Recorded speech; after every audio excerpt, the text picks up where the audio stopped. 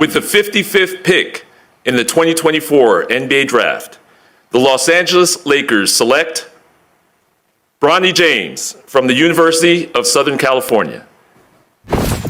The anticipation has been building for weeks as to where we would hear Bronny's name called.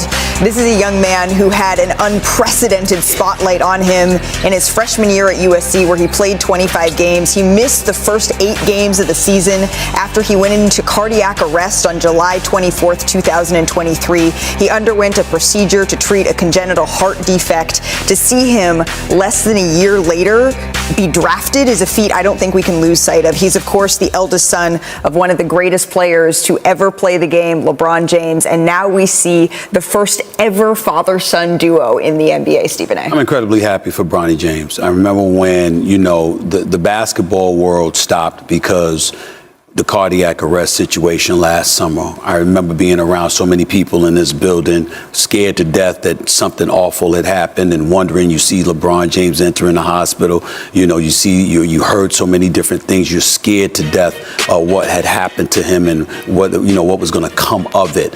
And to see him here just a year later, being drafted by the Los Angeles Lakers, health intact and what have you, can't be happier for him. And when people want to judge his freshman season at USC and the lack of production that you might normally see, you have to take into consideration what those previous 5 months were. Not just a physical comeback from an episode this isn't like that. a sprained MCL. Yeah, Right. exactly. But the mental comeback and that process for a young person to come back from a situation like that and to be playing basketball again and then to start to try to play it at a high level. There's so much more room for growth for him. And can you imagine, as a parent, getting that initial phone call with that LeBron and Savannah got about their son?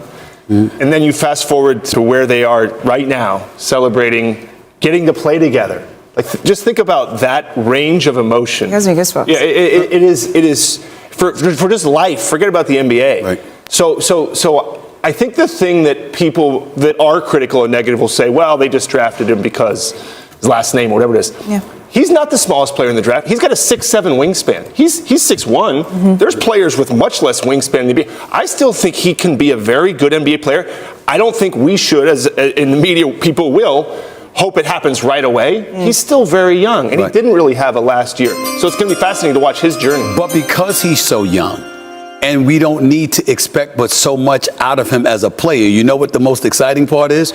You got a guy, LeBron James, entering his 40th year on this earth. That's going to be more hyped, more inspired, arguably, than ever before to pull something out of his hat, because he's excited. You talk about something that rejuvenates you, that makes your legs a little bit more spry and you be a bit more energized. Can it get any better than this? Your son is on the squad. You're still a superstar in this game, and you got an opportunity to go out there and do your thing and set the stage for him to come in years and years to come. It's going to be special. And remember, for a lot of teams, their G League